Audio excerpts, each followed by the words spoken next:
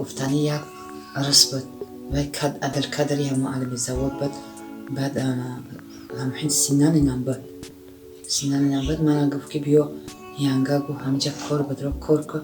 من گفتم که نه دکای من میدان از او میکشم نمیرم. گفتم گو بیا گو حالی بود دکای تو میدان گو پگا کلان شوم گو بعد زندگی وزمین میشه برای تو. نیکی خیلی اومده مصلحت کردیم به یارده میاوی من در همون سیخ یکمی بار برداریده من جا کرد همجا کار کردم.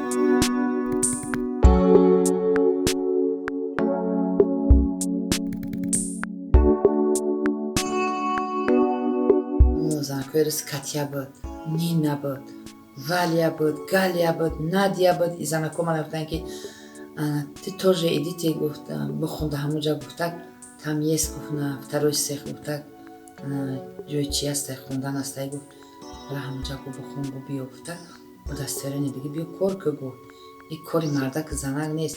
من میگفتم که عیب نیسته من زنک توجیکم اینجا میبرم کار میکنم.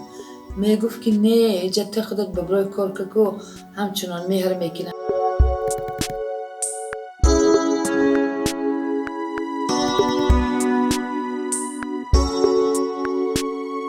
وقتی که زبانی کرانه که ندونستی کار کرده نمیتونی پیش از کار اومدن باید که میگه تو بوده دکتر باید سمیتی باید همه باید خبر بدی همیشه باید در جوش بیاری.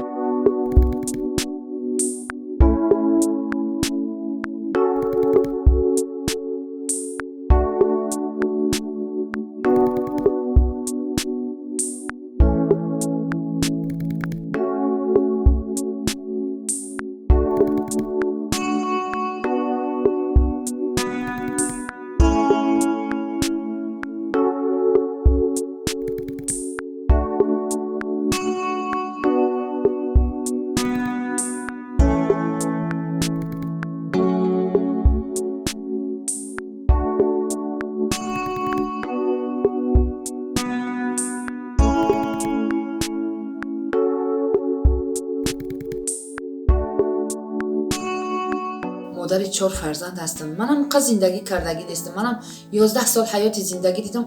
من خیال کردم که دخام دیدم همین شوهر من.